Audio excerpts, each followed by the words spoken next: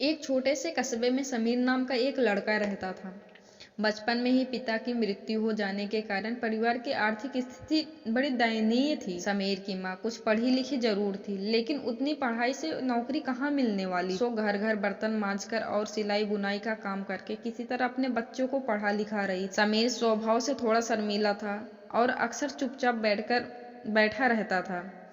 एक दिन जब वो स्कूल से लौटा तो उसके हाथ में एक लिफाफा था। उसने माँ को लिफाफा पकड़ाते हुए कहा, मास्टर साहब ने तुम्हारे लिए एक चिट्ठी भेजी है, जरा देखो तो उसमें क्या लिखा है। माँ ने मन ही मन चिट्ठी पढ़ी और मुस्कुराकर बोली, बेटा, उसमें लिखा है कि आपका बेटा काफी होशियार है। इस स्कूल के बाकी बच्चों की तुलना में इसका दिमाग बहुत तेज है और हमारे पास इसे पढ़ाने लायक शिक्षक नहीं है, इसलिए कल से आप इसे किसी और स्कूल में भेजें। यह बात सुनकर समीर को स्कूल न जा सकने का दुख तो हुआ, पर साथ ही उसका मन आत्मविश्वास से भर गया कि वो कुछ खास और उसकी बुद्धि तीव्र है। माँ ने उसका दाखिला एक अन्य स्कूल में करा दिया। समय बीतने लगा। समीर ने खूब मेहनत से पढ़ाई की। आगे चलकर उसने सिविल सर्विसेज परीक्षा भी पास की और आईएएस ऑफिसर बन गया। समीर की माँ अब बूढ़ी हो चुकी थी और कई दिनों से बीमार भी चल रही थी और एक दिन अचानक उसकी मृत्यु हो गई। समीर के लिए यह बहुत बड़ा आघात था।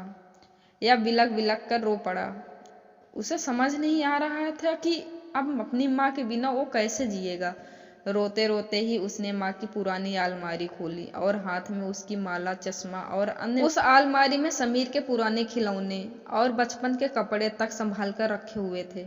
समीर एक एक करके सारी चीजें निकालने लगा और तभी उसकी नज़र एक पुरानी चिट्ठी पर पड़ी। दरअसल ये वही चिट्ठी थी जो मास्टर साहब ने उसे 18 साल पहले दी थी।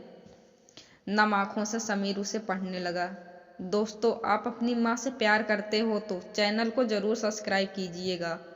ये कसम नहीं है आपकी मर्जी आदरणीय अभिभावक।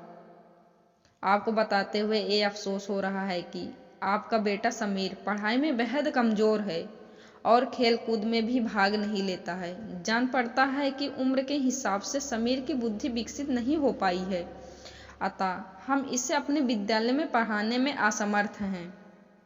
आपसे निवेदन है कि समीर का दाखिला किसी मध्य बुद्धि विद्यालय में कराए अथवा खुद घर पर रखकर इसे पढ़ाए।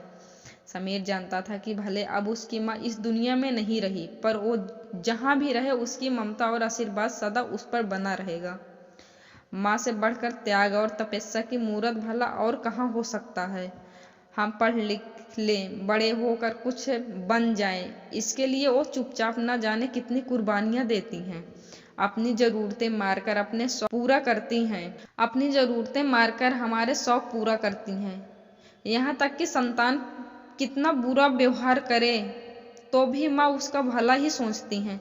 सचमुच माँ जैसा कोई नहीं हो सकता।